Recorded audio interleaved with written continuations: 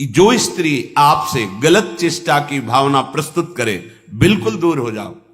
वो भगवान की माया से मोहित होकर आपको भ्रष्ट करना चाहती है। या जो पुरुष आपको ऐसा, तो आप कभी ये ना सोच ले कि बहुत सुंदर है, हमें सुख मिलेगा। नहीं, आपके सुकृत नष्ट हो जाएंगे। ये घटना देखी हुई कहते हैं। नया ब्याह हुआ था, बड़ी सुंदर जोड़ी, बहुत हष्ट पुष्ट हो, बड़े जमींदार ब्राह्मण थे। बस मन को यदि हम प्रभु में नहीं लगाएंगे तो ये भोगों में संतुष्ट होगा ही नहीं, क्योंकि वहां कुछ है नहीं। हर क्रिया के बाद नवीन आशा, नवीन आशा, नवीन, फिर नवीन पुरुषों की आशा या नवीन स्त्रियों की आशा। इसका स्वभाव ऐसा है, ये नवम नवम भोगना चाहता है, क्योंकि सुख है नहीं। वहां एक उन्होंने नौकर रख लिया, और वो भी पूर्व का, उनके यहां का, जो लड़की पक्ष का था, वहां से मंगा के। शायद उसने शर्त रखी होगी कि वहां से रख लो, अब जैसा भी हो। अब वो वहां रहने लगा। अब उससे एक पुत्री प्रकट हुई, ना मां की आकृति ना पिता की आकृति। तो पिता को लगा कि, तो उसने पूछा कि आप नाराज मत हो ना, पर मुझे लगता है कि क्या आपका आचरण गलत है क्या? नहीं, ऐसा कुछ नहीं। पर वो प्रवीणता अपनी बुद्धि से समझ गई कि हमें लगता है ये हमें इस बात में दंड देंगे। जान, चाय में जहर मिला करके उसको दे दिया पति को। अब वो पधार गया तो उनके जो पिता थे, वो पक्का प्रमाण हो गया किसी ने दिया है।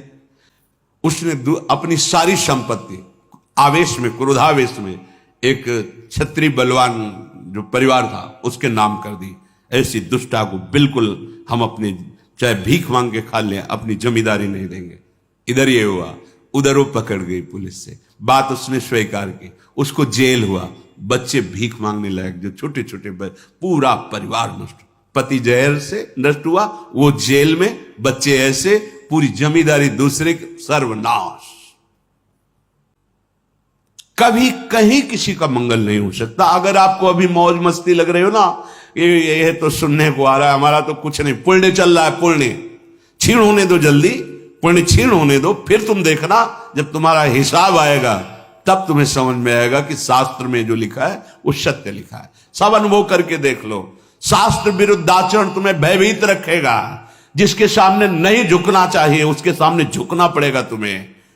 क्या क्या देखना पड़ेगा। इसलिए विश्वास कर लीजिए, भले प्राण चले जाएं, प्राणांतेपि न संगतिम विचरयन।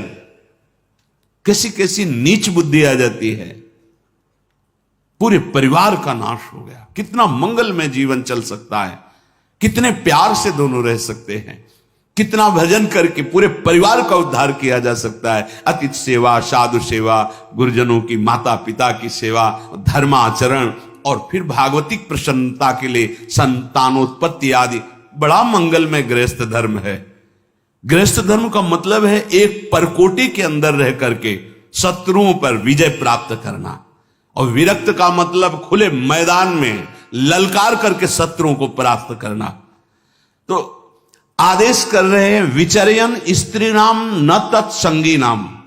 जो पुरुष आपके पास बैठकर गंदी बातें सुनाता हो, गंदे दृश्य दिखाता हो, गंदी चेष्टाओं का परिचय कराता हो, ऐसे पुरुष का त्याग और ऐसी स्त्री का त्याग जिसके संग से आपका अपना धर्म नष्ट हो जाए, बिल्कुल नहीं। सावधान।